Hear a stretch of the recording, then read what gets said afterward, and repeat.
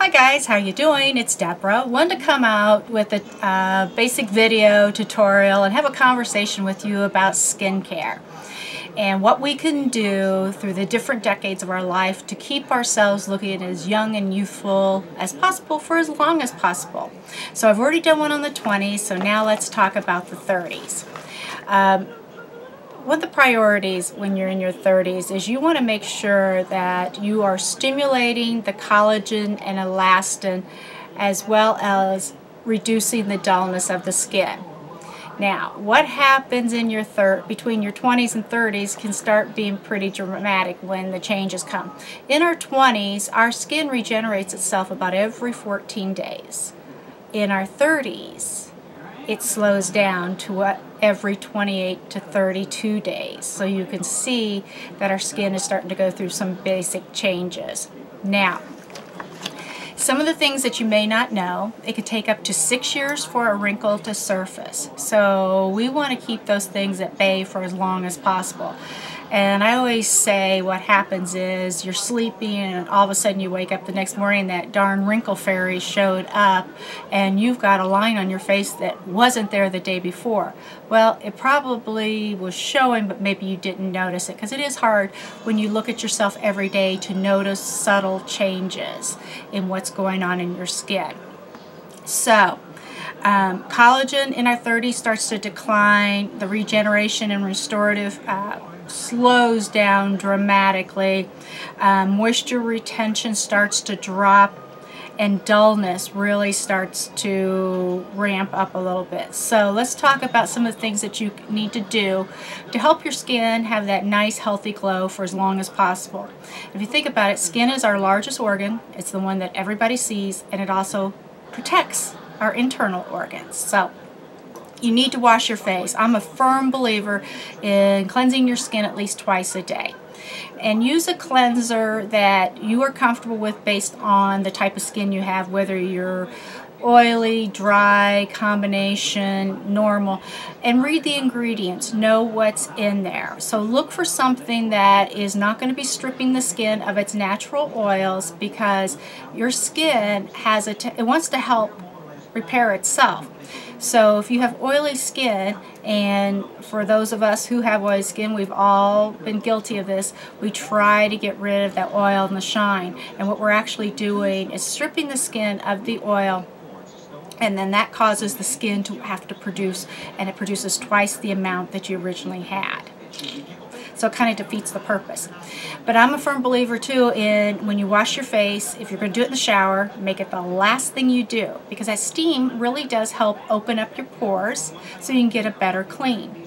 And you know, if you're doing it over sink, kind of let the steam come up a little bit and open up your pores, and just really get in there. And if you want to use a rotating cleansing brush, I have one. I use it every day. I don't have the expensive one. It's something I just bought at TJ Maxx, and I love it. I can tell a difference in my skin, and my skin just feels so much cleaner. Also, when you get out of the shower or when you're done cleansing your face, you want to use some type of a toner on your skin. What a toner does, it actually removes any last residue if you have a soap or cleanser on your skin, but it also helps take it back to its natural pH balance. Okay, and look for toners that are low in alcohol or have no alcohol, because alcohol is very drying for our skin. After you've toned, you know, you're going to probably want to start using at least a serum. Serums are a thinner consistency and usually clear. You put it on your skin and let it absorb. Those serums are what's jam-packed with a lot of the good nutrients that we need in our skin to really start helping repair. And the last thing you always want to do is put on a moisturizer. Now, put on a moisturizer that has an SPF in it, because you do want to protect your skin from day-to-day life when you're out and about. And I even read an article that the cell phone, if you're on it a lot, that light, whatever ear you use the most with your cell phone, you will start noticing more fine lines and discoloration on that side versus the opposite side. Plus, you also want to use an SPF if you're out walking around in the daytime, or if you're even driving, because that light does come through the windows and one side will age faster than the other. You know, it stinks, doesn't it? So we've cleansed, we've toned, we've used a serum, we've moisturized. Once a week you want to use some type of a scrub, an easy scrub to use, and you probably have it in your kitchen right now. That's sugar. Wet your skin, put some sugar in your hand, and just start rubbing it all over your face. It dissolves. What's great about it, if it gets in your mouth, it doesn't taste bad, but it really does help get rid of that dead layer of skin on top so that healthy skin can start to really appear. At nighttime, always, always, always wash your face before you go to bed. Because if you don't, if you think about it, the stuff that your skin has come in contact with in the daytime, or the makeup that you've had on, if you're going to sleep, your face is on the pillowcase, and what's going to happen is you are grinding your face into that pillowcase, and it's actually going to grind it into your pores. So always, always, always cleanse your skin before you go to bed. Tone it.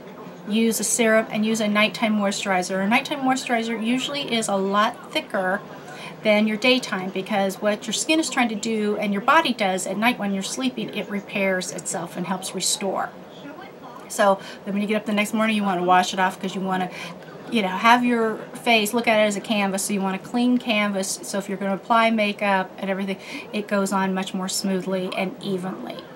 So once a week, put on a facial mask that helps tighten and tone the pores. An easy one, go back to the kitchen, is oatmeal with a little bit of milk in it. Make a paste, put it all over your face, let it totally dry. And I'm going to tell you, when it's dry, you cannot move your mouth, anything. Take a damp washcloth and then start rubbing it off. That also helps exfoliate, but you'll be amazed at how smooth your skin feels afterwards. If you do get one of those occasional eruptions, because it does happen, you can take an aspirin, crush it up, put a couple drops of water with it, make a paste, and actually put it on the pimple. You can also take like a liquid Advil, puncture it, take the liquid, apply it. That's an anti-inflammatory. It helps take down the redness and helps take down the swelling and allows it to heal faster. Another great item you can use is honey. Honey is a natural humectant, but it's also an antibacterial. So it helps your skin heal and restore itself much more quickly. So when you're looking at products, make sure you really read the ingredients that's in your products. If you're, because you want to know what you're putting on your skin. You might decide you want to use a retinol-based product versus a peptide-based product. That's up to you. Retinols can be a little more irritating, and you have to work up to the higher levels.